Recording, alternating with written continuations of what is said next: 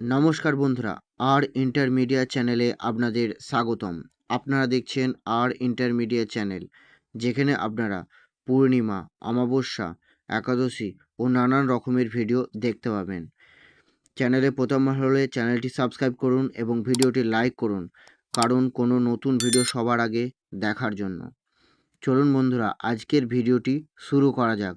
আজকে আমরা জানব 1432 সালের চৈত্র মাসের একাদশী তিথি সম্বন্ধে। এই একাদশী তিথিটি কি একাদশী তিথি এবং কখন শুরু কখন শেষ, সম্পূর্ণ দিন, তারিখ, সময়সূচি দেখে নেব বন্ধুরা। এই একাদশী তিথিটি হলো কমোদা একাদশী তিথি। এই একাদশী তিথির তারিখ ও সময়সূচি।